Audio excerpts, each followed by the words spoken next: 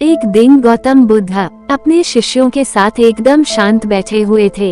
उन्हें इस प्रकार बैठे हुए देख उनके शिष्य चिंतित हुए कि कहीं वे अस्वस्थ तो नहीं है। एक शिष्य ने उनसे पूछा कि आज आप मौन क्यों बैठे हैं? क्या शिष्य से कोई गलती हो गई है? इसी बीच एक अन्य शिष्य ने पूछा कि क्या वह अस्वस्थ है? पर बुद्ध मौन रहे।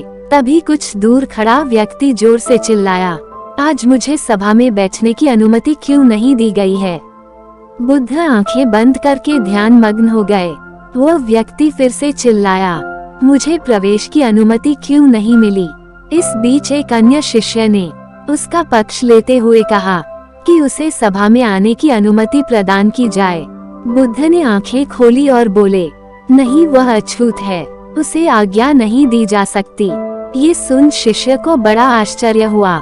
बुद्ध उनके मन का भाव समझ गए और बोले, हाँ, वह अछूत है। इस पर कई शिष्य बोले कि हमारे धर्म में तो जात पात का कोई भेद ही नहीं, फिर वह अछूत कैसे हो गया? तब बुद्ध ने समझाया, आज वो क्रोधित होकर आया है। क्रोध से जीवन की एकाग्रता भंग होती है। क्रोधित व्यक्ति प्राय मानसिक हिंसक कर बैठता है, इसलिए वह जब तक क्रोध में रहता है तब तक अछूत होता है। इसलिए उसे कुछ समय एकांत में ही खड़े रहना चाहिए।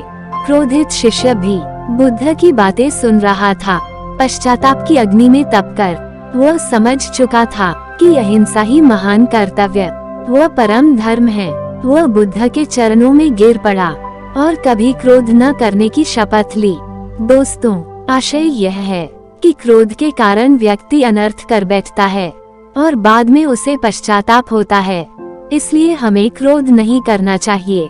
असल मायने में क्रोधित व्यक्ति अछूत हो जाता है और उसे अकेला ही छोड़ देना चाहिए। क्रोध करने से तन मन धन तीनों की हानि होती है। क्रोध से ज्यादा हानिकारक कोई और वस्तु नहीं है।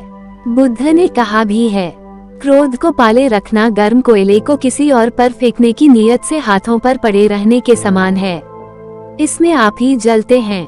दोस्तों, बातें अच्छी लगी हो तो चैनल को सब्सक्राइब करें, वीडियो को लाइक करें और शेयर करना ना भूलें। इसी के साथ धन्यवाद दोस्तों।